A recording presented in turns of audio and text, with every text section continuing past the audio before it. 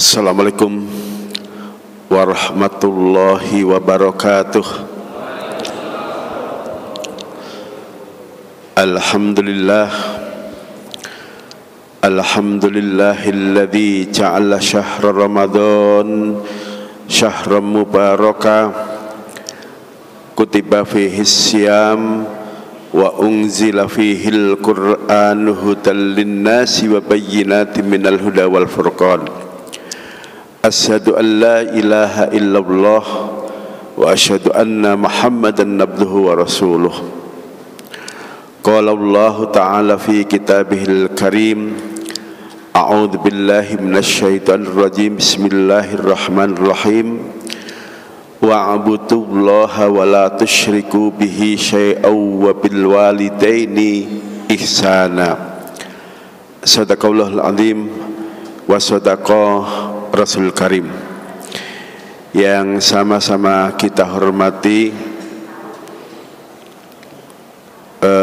Ketua STIK PTIK Bapak Irjen Pol Haji Yazid Fanani MSI, para dosen, para pejabat utama, seluruh mahasiswa STIK PTIK, baik yang hadir di masjid ini maupun yang mengikuti secara online dari seluruh Kapolda, dari Aceh sampai Papua, serta hadirin hadirat ma'asyiral muslimin wal muslimat rahimakumullah. Tentu yang pertama kali kita ungkapkan adalah rasa syukur kepada Allah Subhanahu wa taala.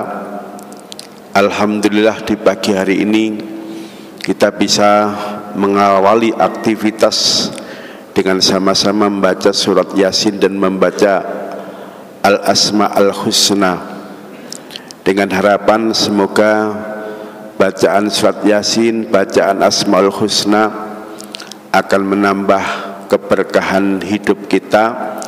Selain ini juga menjadi bagian dari doa kita, semoga pemimpin kita, semoga kawan-kawan kita, para polisi yang bertugas di jalan raya, di tol, ngatur yang lagi pada mudik, yang menjaga kawasan perbatasan, semuanya diberikan keselamatan oleh Allah, diberikan kemudahan dalam menjalankan tugas negara, dan tidak itu saja, semuanya dicatat Allah sebagai amal soleh yang akan mengantarkan keridhoannya fid dini wad dunya wal akhirah. Amin amin ya rabbal alamin.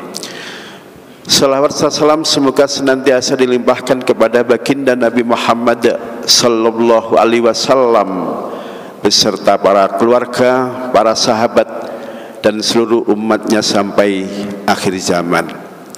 Saudara-saudara sekalian, posisi kita ini sudah mendekati masa-masa akhir bulan Ramadan. Insya Allah 4 hari lagi kita akan masuk Lebaran Idul Fitri. Saya jadi teringat dulu kurang lebih 3 atau 4 hari sebelum Syawal, Allah mewajibkan umat Islam untuk membayar zakat fitrah. Sementara kewajiban membayar zakat mal itu diwajibkan kurang lebih di bulan Syawal, tahunnya sama tahun kedua Hijriyah.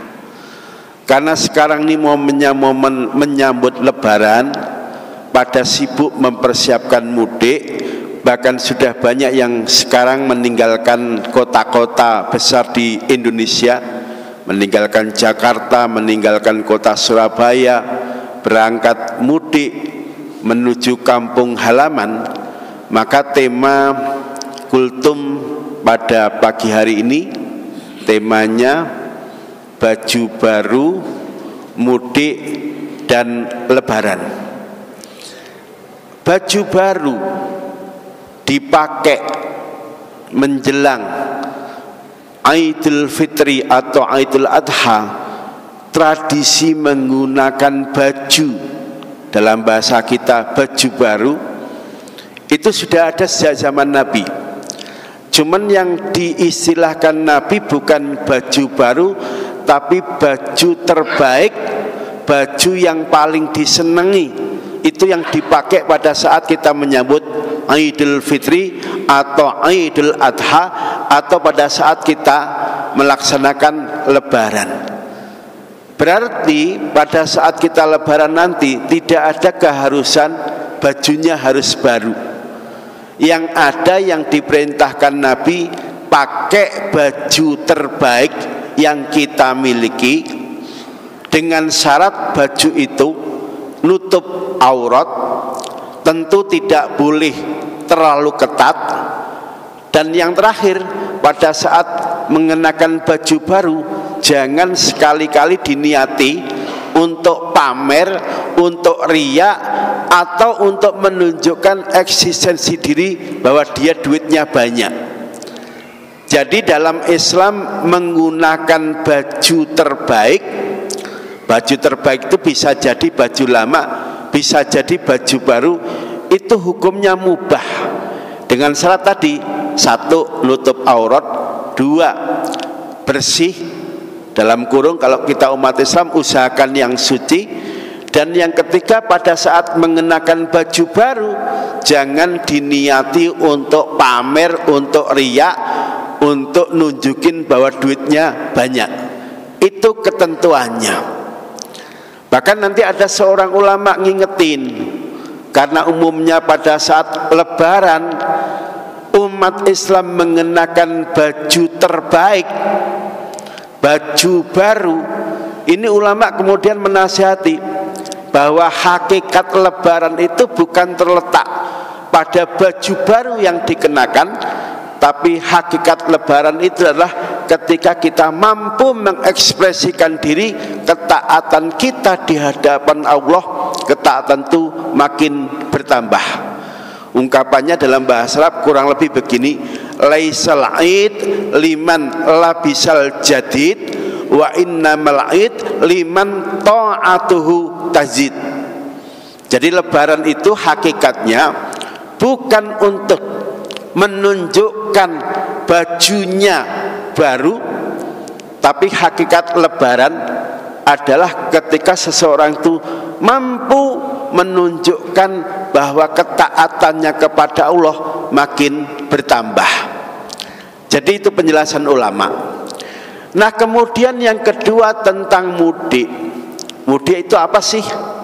Saya kira kalau nanti kita cek dalam kamus-kamus, definisi mudik itu tidak satu, tapi ada satu definisi yang hampir diterima semua orang, bahwa pengertian mudik itu seseorang yang sudah meninggalkan kampung halamannya, dibuktikan dia punya KTP baru, punya bukti domisili yang diakui negara, kemudian orang ini balik menuju kampung kelahirannya untuk merayakan Idul Fitri, untuk silaturahim, untuk sungkem, untuk kembali ketemu dengan kawan-kawan yang dulu bisa jadi sepermainan atau seperjuangan.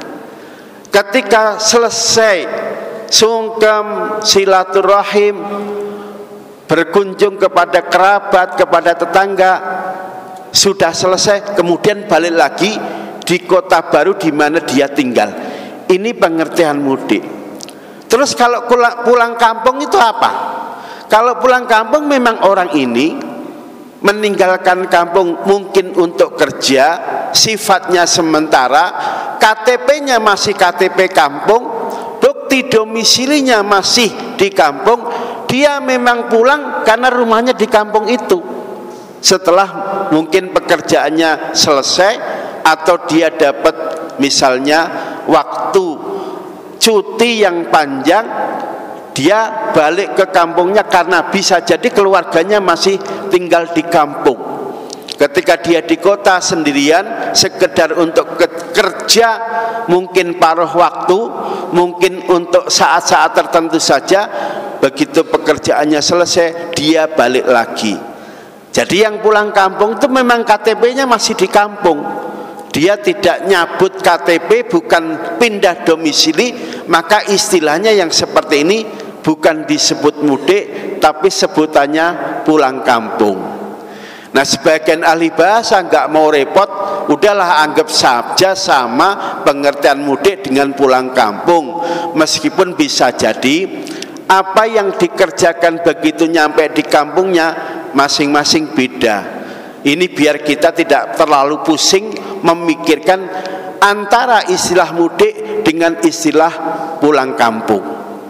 Nah, sekarang kalau misalnya ada kawan-kawan sehari-hari kerja di kota, kampungnya tentu ada di kampung, balik karena Idul Fitri, ajaran agama yang sebaiknya dilakukan pada saat pulang kampung atau mudik itu apa? Jawabannya tidak lain, pada saat kita mudik yang prioritas dilakukan adalah, kalau masih punya kedua orang tua, ya sungkeman sambil mohon maaf dan mohon doa restu. Loh Pak, katanya sungkeman itu tidak boleh, bahkan orang itu nyebut musyrik. Dia mengatakan nggak ada ajaran Islam itu sungkeman. Saya perlu koreksi nih pandangan yang keliru memahami sungkeman. Sungkeman itu kan sekedar posisi anak di depan orang tua, badannya dibungkukkan, bahkan bisa jadi pada waktu membungkuk posisinya ada di atas paha kedua orang tua, kemudian tangannya dipegang erat-erat sambil anak ini memohon maaf dan kemudian mohon doa restu keridhaan kepada kedua orang tua. Nah, karena praktek sungkeman hanya seperti itu, mestinya tidak ada alasan untuk menganggap sungkeman itu keliru, apalagi sampai disebut syirik. Nah, yang nggak boleh itu adalah melakukan sujud seperti sujud pada waktu sholat, baik kepada orang tua atau kepada suaminya, pasangannya. Kalau sujud yang memenuhi syarat sahnya sujud, memang itu nggak boleh dilakukan. Bahkan Nabi itu pernah menegaskan dalam salah satu sabdanya, seandainya sujud itu diperintahkan Allah, seandainya sujud itu diperbolehkan, tentu kata Nabi, yang aku suruh sujud duluan adalah istri untuk sujud kepada suaminya. Hanya saja kata Nabi, sujud itu objeknya hanya satu, yakni Allah Subhanahu wa ta'ala.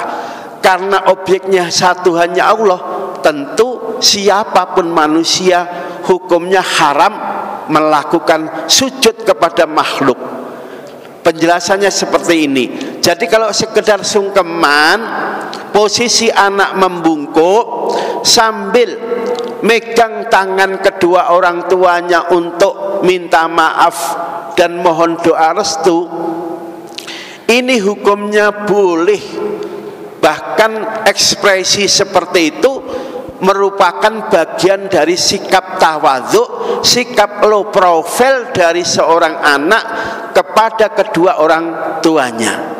Jadi sekali lagi saya tegaskan, saya meralat pandangan seorang tanda kutip dai yang mengatakan sungkeman itu katanya hukumnya haram karena bisa menyebabkan syirik.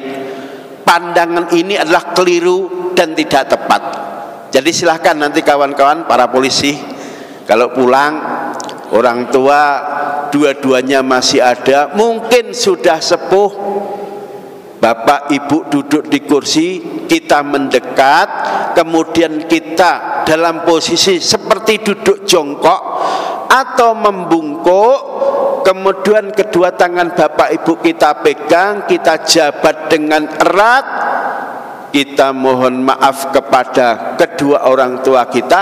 Setelah itu dalam hati kita doakan kepada orang tua kita, Rabbighfirli wali walidayya warhamhuma kama rabbayani shaghira. Baru kita mohon doa kepada bapak ibu. agar kerjaan kita diberikan kemudahan oleh Allah, agar pekerjaan kita mendapat barokah dari Allah, dan permohonan yang lain. Jadi ini penjelasan tentang sungkem.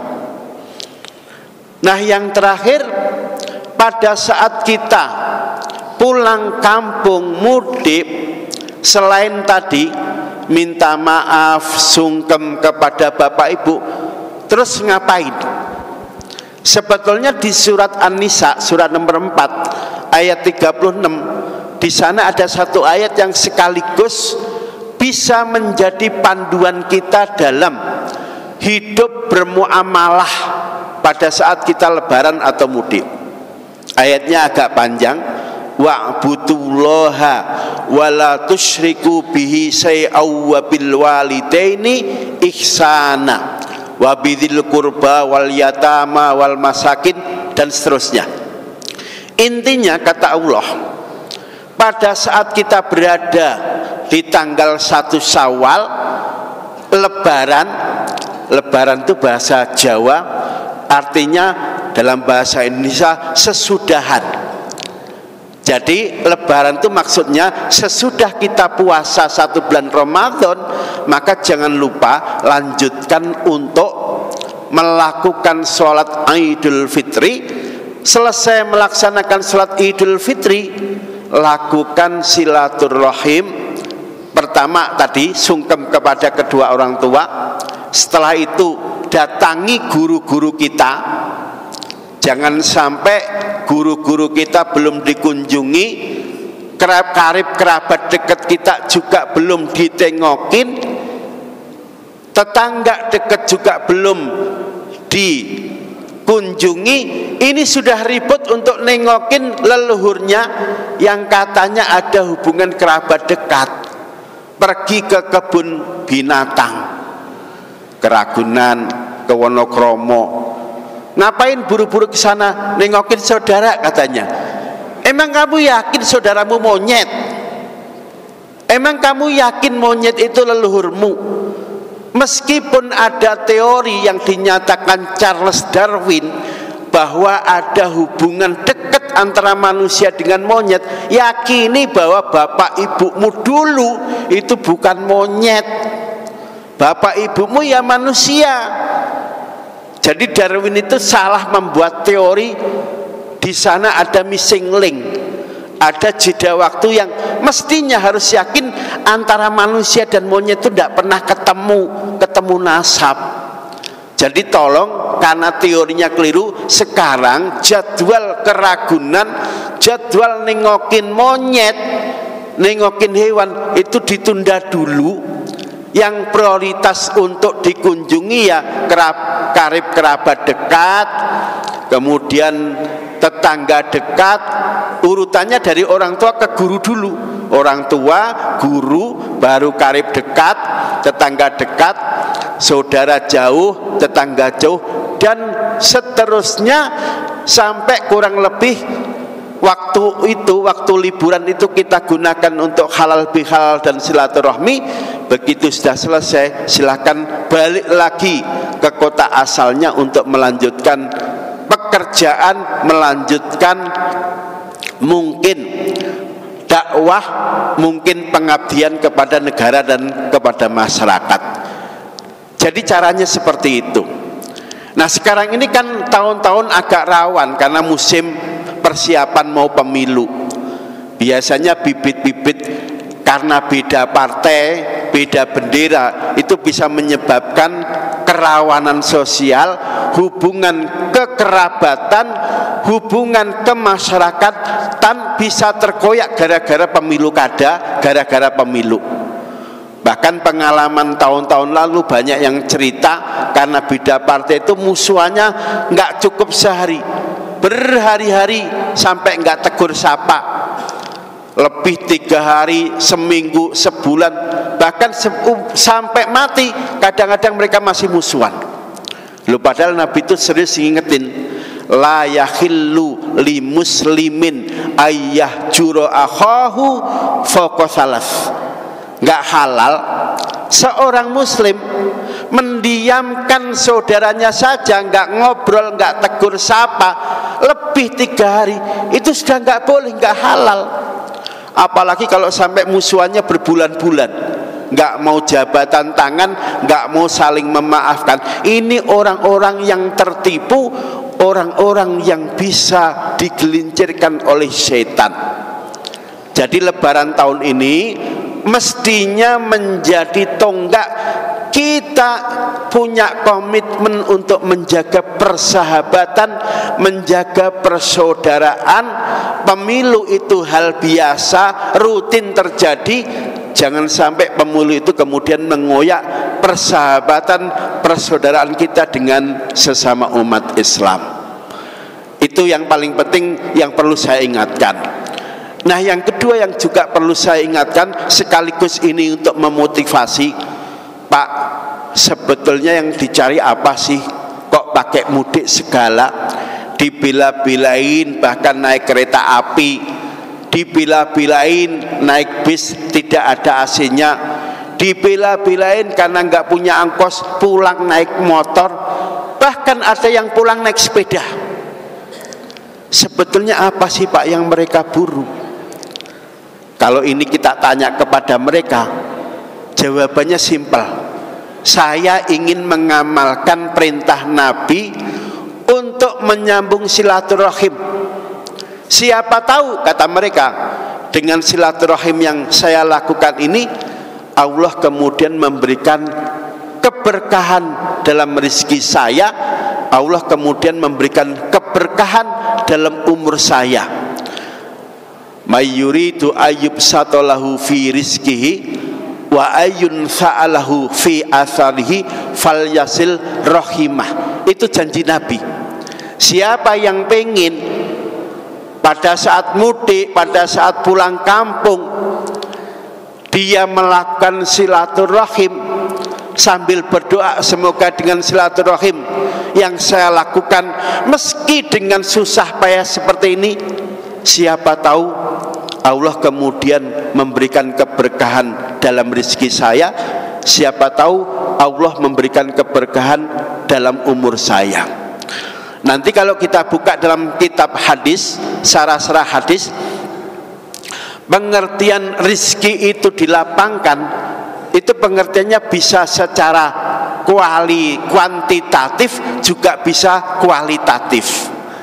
Kuantitatif itu misalnya awalnya orang ditakdirkan rezekinya 1 miliar, gara-gara sering silaturahim, gara-gara networknya baik, temannya banyak, bisa jadi memang nanti nambah angkanya, nggak lagi 1 miliar tapi bisa berubah menjadi 10 miliar.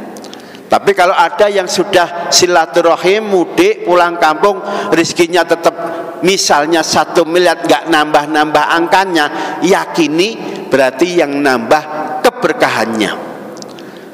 Terus bagaimana dengan hubungannya hadis sering-sering silaturahmi bisa manjangin umur? Yang manjang itu angkanya atau nilai keberkahannya? Ini ulama kemudian ada yang berpendapat dua-duanya bisa. Jadi konon dulu ada orang mau silaturahim dari kota A ke kota B. Sebelum nyampe kota B, malaikat itu sebetulnya mau nyabut nyawanya. Tapi karena tahu orang ini pergi dari kota A menuju kota B, tujuannya silaturahmi, sama Allah dibilang jangan dicabut dulu, biarkan dia nyampe tempat sono. Nah setelah itu silahkan dicabut nyawanya. Riwayat ini kemudian digunakan dalil sebagian ulama bahwa maksudnya umurnya manjang memang secara kuantitas umurnya nambah panjang dari 50 tahun menjadi 60 tahun. Tapi ada juga yang memahami yang manjang itu bukan kuantitasnya tapi kualitas umur tadi. Umurnya tetap 100 tahun, tapi gara-gara dia sering silaturahmi, nilai dari umur 100 tahun, nilai amalnya menjadi beda antara yang sering silaturahmi dengan orang yang suka ngumpet, berat melangkahkan kakinya untuk silaturahmi. Alasannya bisa sibuk, bisa banyak pekerjaan, atau alasan-alasan yang lain. Terakhir kawan-kawan, nanti kalau ada waktu longgar, apalagi liburnya agak panjang, usahakan secara fisik kita datangi orang tua kita, datang langsung, datangi guru-guru kita, kerabat dekat, tetangga dekat, dan begitu. Tapi kalau misalnya karena alasan nggak dapat cuti, atau karena alasan uangnya sudah digunakan untuk kepentingan keperluan yang lain, silaturahminya silahkan pakai WA, pakai telepon, kirim surat dan sebagainya. Jangan lupa yang pertama kali kita ungkapkan adalah permohonan maaf, minta dihalalkan, minta ridhonya. Baru setelah itu mohon didoakan agar pekerjaan kita, agar ibadah kita, agar semua yang kita lakukan mendapat berkah dan ridho Allah Subhanahu wa ta'ala. Saya kira ini sebagai bekal nanti untuk kawan-kawan yang mau mudik. Semoga tahun ini kita termasuk yang mendapatkan keutamaan Lailatul Qadar. Semoga puasa tahun ini betul-betul bisa membentuk diri kita menjadi pribadi-pribadi muttaqi. Bahkan tidak itu saja, semoga Ramadan tahun ini betul-betul menjadi peluang untuk kita semua mendapatkan piala penghargaan tertinggi dari Allah. Piala itu bentuknya minal aidin wal faizin kullu am wa antum bi khair. Terima kasih. Usikum ba iyaya bittaqullah wa bil muwaffiq ila aqmit thariq. Assalamualaikum warahmatullahi wabarakatuh. Menutup pertemuan pagi ini, mari kita berdoa. Diawali dengan istighfar 3 kali. Astaghfirullahaladzim, astaghfirullahaladzim, astaghfirullahaladzim. Allahumma sholli ala Muhammad wa ala ali Muhammad kama shallaita ala Ibrahim wa ala Ibrahim fil alamin innaka Hamidum Majid. Walhamdulillahi rabbil alamin, hamdas syakirin, hamdan na'imin, hamdan yuafi ni'amah kafi mazidah. Ya Rabbana lakal hamdu kama yanbaghi li jalali wajhikal karim azim sultani.